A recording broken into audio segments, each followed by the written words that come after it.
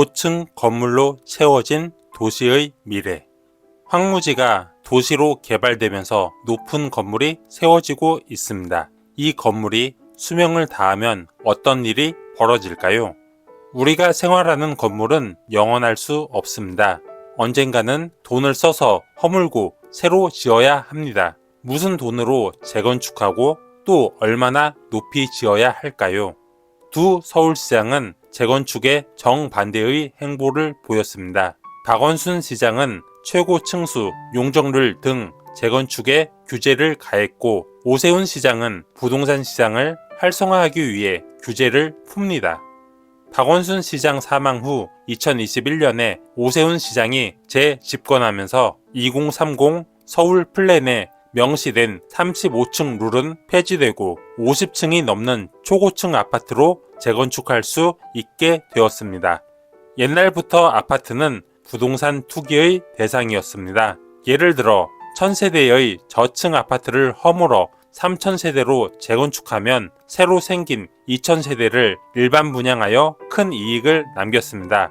재건축 공사비를 충당하고도 남아서 정상금까지 받았습니다. 이렇게 재건축 조합의 이익을 극대화하도록 건설하다 보니 아파트의 수명은 점점 짧아지고 건물은 높아만 갑니다.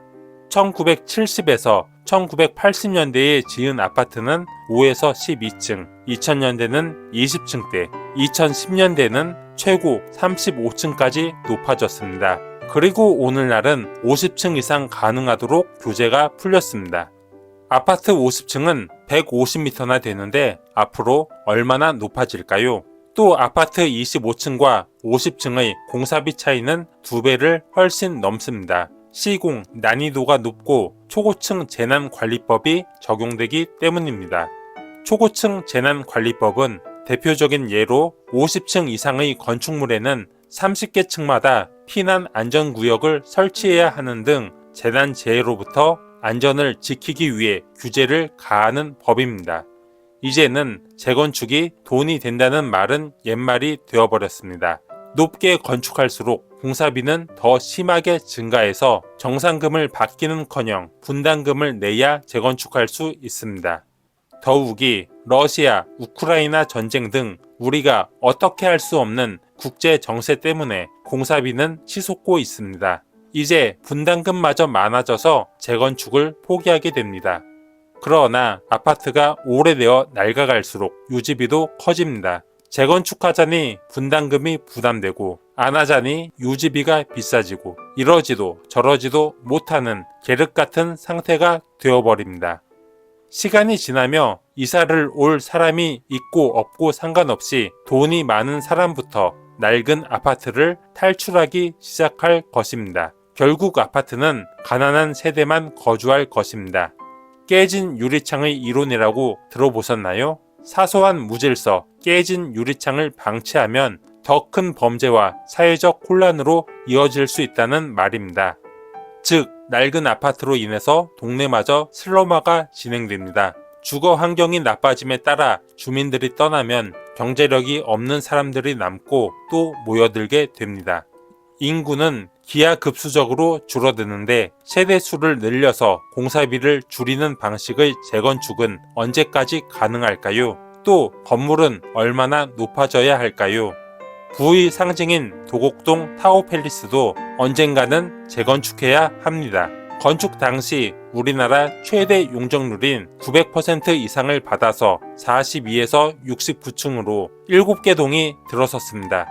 입주민이 분담금을 낼 수 있는 수준으로 책정하여 재건축하려면 120층 이상 올려야 합니다.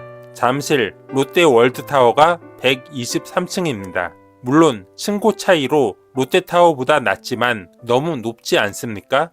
100층이 넘는 아파트를 서울시가 인허가해 줄 수도 없고 그렇다고 100층이 넘는 곳에 거주할 사람은 얼마나 될까요? 이렇게 높은 곳이 미래의 로얄층이 될 수 있을까요? 어떻게든 높게 짓기만 하면 좋은 아파트가 되는 것이 아닙니다. 일반적인 높이가 아니므로 창문을 활짝 열 수 없는 불편을 감수해야 하는 등 생활의 불편이 큽니다. 그로 인해 공기 정화 등의 문제를 자연적이 아니라 시스템적으로 해결해야 하므로 관리비가 비쌀 수밖에 없습니다. 그래서 타워 팰리스는 여느 아파트보다 관리비도 비쌉니다.